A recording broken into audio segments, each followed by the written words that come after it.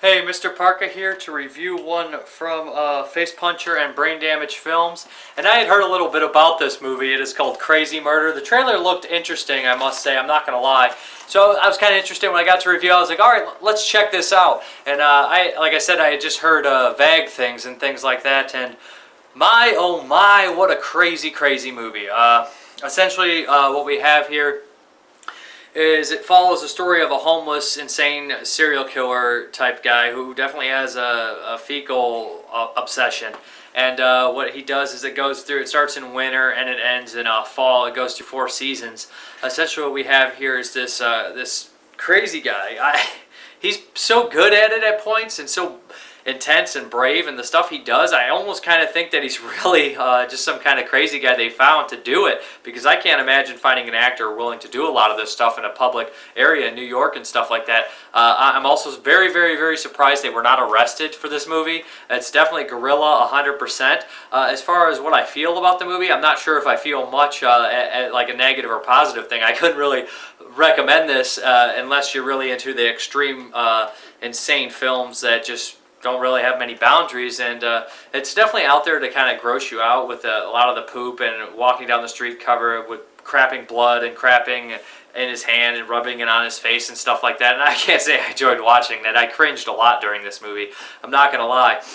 But like I said, I respect them for being so brave to do this kind of stuff in a public area. And I like the guerrilla style, just running down the streets and we're going to get this shot, we're going to do this and that and stuff like that. And another interesting thing is in this film is the opening. It was listed to cast, and I saw Mark Hunt. I was like, somebody else has the same name as the MMA fighter. But no, it actually is K1 star MMA fighter Mark Hunt, who I'm a big fan of. And he has this very small role in it. It's just bizarre to see him in this movie, because this movie is definitely it's a lower budget film, and it's intense and it's pretty crazy. And I was just surprised to see him in there. It was kind of almost surreal in a way, and that fits for his part, I guess I'll say. But there's some gore in this film as well. Some of it's digital. Some of the digital splatter, like the digital poop and the digital blood when it's there, it's iffy at points. But the practical stuff, a lot of it's simple. I do kind of enjoy when they mix the knife and they'll mix it into digital, and you sometimes can't even see when they did it. Other times it's very noticeable.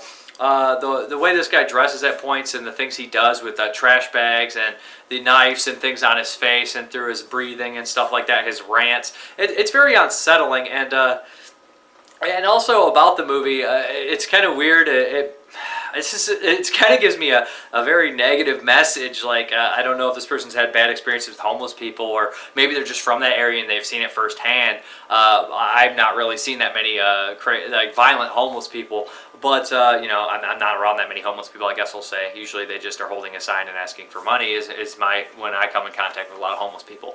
But it gets almost like a negative portrayal, big time, on a lot of them. There's other homeless people in the movie that don't do anything, that just end up being victims, and it's just strange though. It made me actually a little scared of homeless people while watching it. Now, I know it's just a movie and things like that, so it won't affect my life or anything like that, but I could see it affecting a lot of people, not approaching someone to help them and things like that, or being a little more leery of strangers for sure.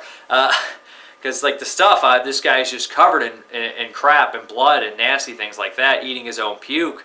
There's some bizarre scenes in here. It's pretty heartless. The homeless guy is pretty heartless at points. There's some black humor in here as well.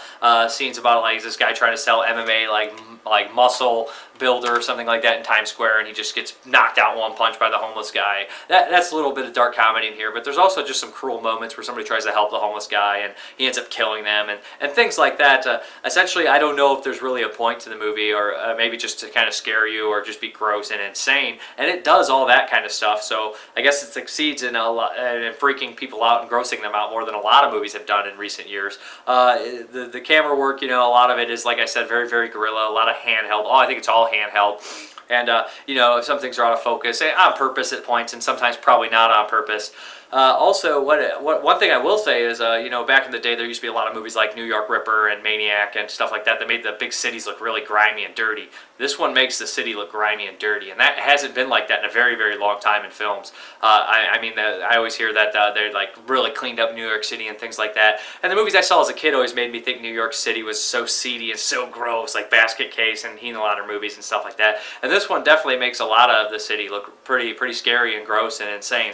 But yeah, if this sounds like it's up your alley, it's not for everybody. It's not like I'm like, this is the greatest made film ever made. It's awesome. But you know what? It does what it succeeds in what it set out to do, I think. And it's kind of just freak you out, be a little gross, be a little intense, make a guerrilla style film. And the lead performance of this guy's got guts, man. I don't know who he is, where they got him, what's he doing now, but my oh my, if he is not actually someone they found on the homeless streets, at points he seems like he could legitimately be this kind of off-settled, off-kilter kind of guy. But that is Crazy Murder. This is released now, actually, so if it sounds like it's up your alley, check out the trailers and see if you like it. You guys know if you'll like this or not. If you're just piqued your interest in kind of the pushing the boundary films, you might enjoy it. I'm Mrparka. Thank you very much for watching, and have a good one. No!